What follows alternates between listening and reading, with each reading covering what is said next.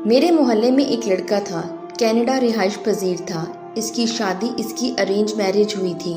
بچپن ساتھ گزرا تھا، سو ہم ایک دوسرے کو اچھے سے جانتے تھے۔ اس کی 2 بیٹیاں اور ایک بیٹا ہے۔ مجھے اس کی شادی کے بارے میں بالکل کوئی علم نہ تھا اور نہ ہی میں اس کی بیوی کو جانتا تھا۔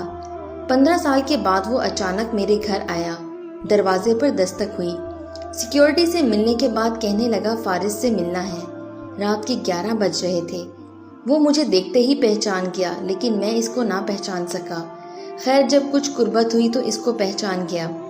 عرفان صاحب، آپ آج اچانک گلے لگایا۔ وہ بالکل بدل چکا تھا۔ سر کے بال جھڑ چکے تھے، گنجا پن آ چکا تھا۔ مجھے دیکھ کر بولا، فارس صاحب آپ تو بالکل نہیں بدلے، جیسے 15 سال پہلے تھے ویسے ہی ہو۔ میں مسکرایا، نہیں جناب ایسی بات نہیں ہے، صرف ظاہری شکل نہیں بدلی، باقی دل، احساس، سوچ، خیالات سب کچھ بدل چکا ہے۔ خیر چائے منگوائی۔ اس کا لہجہ کچھ دھیما ہونے لگا۔ میری آنکھوں میں دیکھ کر بولا، فارس مجھے گناہ کی معافی مانگنی ہے۔ میں مسکرایا، عرفان صاحب کیسا گناہ؟ آپ کیا کہہ رہے ہیں؟ عرفان اچھا بھلا جوان مرد تھا۔ چائے کا کپ سائڈ پہ رکھا۔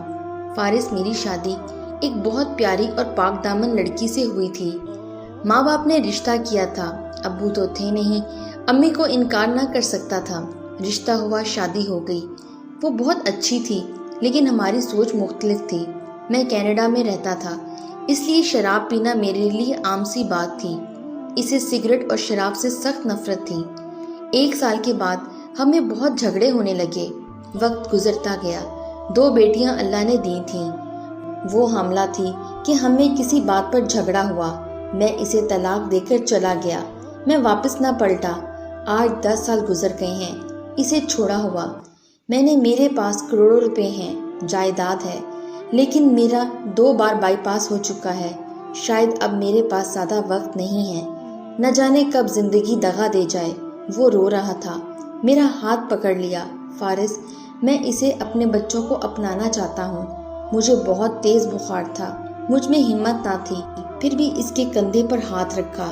عرفان اللہ سب بہتر کرے گا، تم اداس نہ ہو۔ وہ بالکل بلک کر رو رہا تھا۔ فارس میرے بچوں کا کیا قصور تھا؟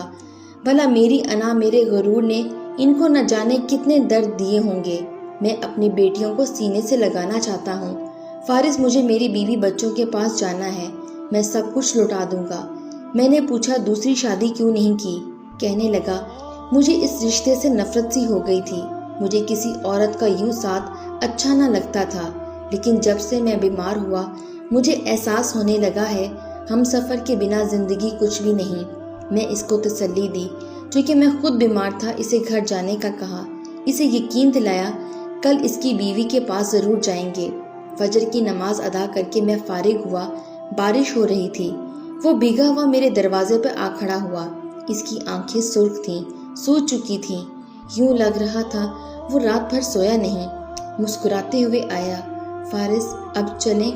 میں مسکراتے ہوئے اس کو بیٹھ جانے کا کہا۔ ناشتہ منگوایا۔ دونوں نے ناشتہ کیا۔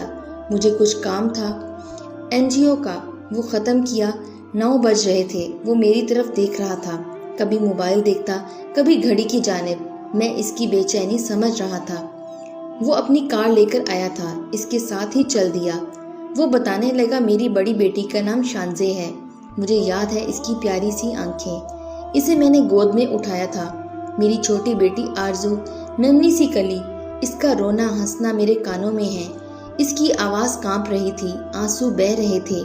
میرے سامنے بار بار ہاتھ جوڑ رہا تھا، فارس مجھے میرے بیوی بچوں سے ملوا دینا، میں اپنی بیوی کو منا لوں گا۔ میں سوچ میں گم تھا۔ ہائے غصے میں کیے فیصلے جدا تو کر دیتے ہیں، لیکن وقت کے ساتھ پچھتاوا بھی ضرور رہتا ہے۔ دل میں ایک ٹھیس ضرور اٹھتی ہے، کاش جدا نہ ہوئے ہوتے۔ تھوڑا سا جھک جانا کیا ہی خوبصورت عمل ہے۔ ہم ایک گاؤں میں پہنچے۔ اس نے اپنے سسرال کے گھر کے سامنے گاڑی روکی۔ 10 سال بعد وہ وہاں لوٹا تھا۔ فارس یہ ہے میری بیوی سجل کا گھر۔ دروازے پر دستک دی۔ کچھ لمحے بعد ایک چھوٹا لڑکا باہر آیا، ہم کو دیکھ کر خاموش کھڑا رہا۔ میں نے نام پوچھا، پھر پوچھا اپنے پاپا کو بھیجو۔ وہ آہستہ سے بولا، پاپا نہیں ہیں، ماما ہیں۔ دوڑتا ہوا گھر میں گیا۔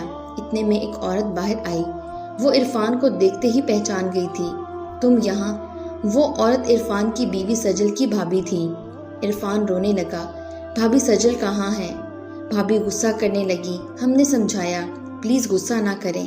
خیر مختصر یہ کہ بھائی بھی آ گئے سجل کے۔ معلوم ہوا ماں باپ مر چکے ہیں۔ سجل کا بوجھ ہم اٹھا نہیں سکتے تھے۔ وہ دوسرے محلے میں کرائے کے گھر میں اکیلی رہتی ہے بچوں کے ساتھ۔ ہم وہاں چل دیے۔ وہ کچا سا مکان، لکڑی کا دروازہ، گھر تو برائے نام تھا۔ دستک کیا دیتے اندر داخل ہوئے۔ گوری چٹی سی بالکل ایک گڑیا پرانے سے کپڑے پہنے نلکے کے پاس برتن دھو رہی تھی۔ دوسری لڑکی ننگے پاؤں جھاڑو دے رہی تھی۔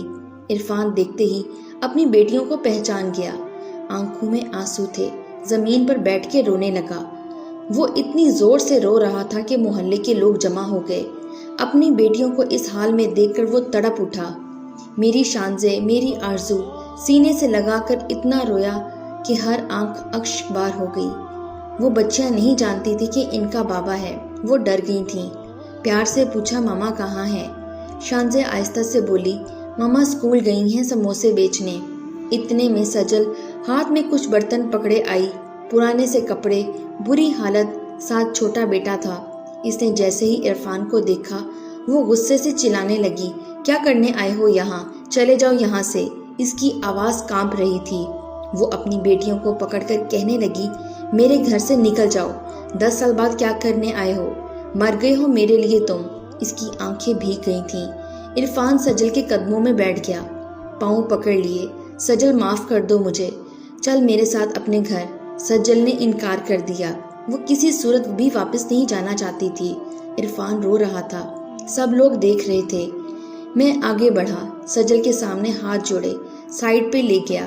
سجل کو سمجھانے کے لیے اسے بتایا عرفان بیمار ہے، وہ موت سے لڑ رہا ہے، وہ زندگی کی بازی ہار رہا ہے۔ مانا اسے غلطی ہوئی تھی، مانا اس نے ظلم کیا آپ پہ۔ اس کے چہرے کی جانب دیکھا، ذرا وہ کتنا تھک چکا ہے، وہ ہار چکا ہے۔ جانتی ہو سجل، وہ ساری رات نہ سویا تھا۔ وہ ساری رات میرے گھر کے باہر کھڑا رہ کر کل تم سے ملے گا، بچوں سے ملے گا۔ سجل دیکھو وہ کتنا بے بس ہے آج۔ پہلے 10 سال اس کی انا نے بیٹیوں کی خوشیاں چھین لی، اب تمہاری انا برباد کر دے گی۔ تم دونوں اپنی ضد میں اپنے بچوں کو کیوں بن موت مار رہے ہو؟ شاید سجل کو احساس ہو گیا تھا۔ وہ تو جیسے نہ جانے کب سے منتظر تھی عرفان کے آنے کی۔